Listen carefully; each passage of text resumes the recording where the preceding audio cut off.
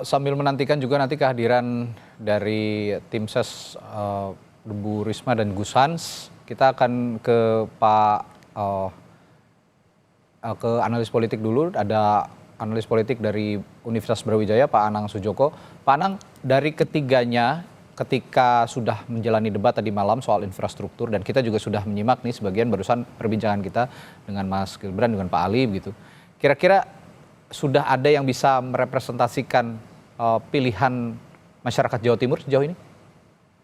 Ya, kalau dari paparan ketiga calon itu kan saya mengidentifikasi satu pasti calon nomor dua itu akan menunjukkan data terkait dengan prestasi-prestasi, yaitu keniscayaan. Hmm. Sementara calon nomor satu dan nomor tiga ya pasti akan mengidentifikasi kelemahan atau kekurangan dari pemerintahan sebelumnya karena nomor dua ini kan incumbent.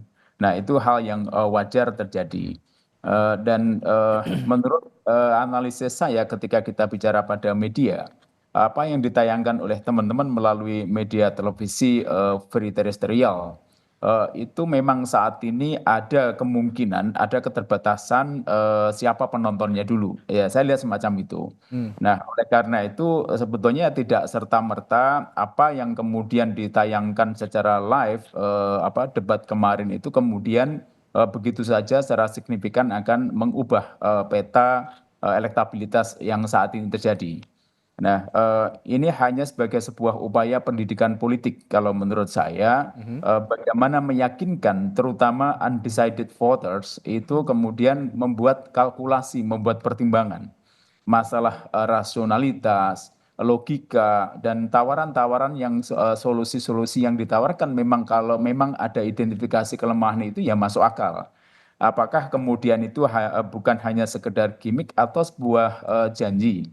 Tetapi teman-teman warga Jawa Timur itu terutama kalau kita lihat siapa sih undecided voters itu. Hmm. Nah, kalau undecided voters itu adalah well educated people atau orang yang mempunyai pendidikan yang bagus, ya maka dia akan menghitung apakah rasional misalkan ketika ada problem, kemudian solusinya ini akan bisa diselesaikan selama 5 tahun. Hmm. Apakah kemungkinan bahwa problem ini bukanlah sebuah generalisasi. Nah, ini yang perlu ada sebuah identifikasi dan mereka akan melakukan semacam itu. Karena begini, pada dasarnya pemilih itu ada dua. Kalau sudah ada yang sudah menetapkan sebetulnya pilihannya pada saat pencalonan itu diresmikan, itulah namanya loyalitas loyalitas pemilih itu sudah terbangun dan mereka tidak akan mudah tergoyahkan.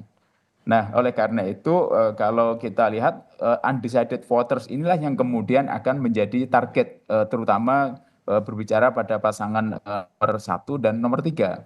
Perebutan akan ada di sana. Meskipun kemudian, kalau misalkan, maaf, kalau saya katakan terjadi kecelakaan misalkan, mungkin kalaupun toh ada, ya pengurangan akan tergerus. Misalkan elektabilitas itu akan terjadi perpindahannya tidak terlalu signifikan. Nah, kecuali kalau kita lihat bahwa permasalahan-permasalahan yang semuanya kalau saya melihat, saya amati, yaitu representatif. Jadi ada identifikasi permasalahan tentang Madiun Magetan, Hmm. permasalahan ketimpangan di apa di Madura, kemudian kekeringan, ya itu akan berdasarkan data-data. Ya, ya silahkan, tidak apa-apa. Itu kan upaya kemudian membantu siapapun yang jadi nanti. Itu akan menjadi perhatian karena mereka juga tidak akan menyampaikan data ini hanya sekedar gimmick-gimmick politik. Tetapi saya yakin dari tim ses masing-masing memiliki kemampuan untuk melakukan identifikasi itu. Oke. Nah,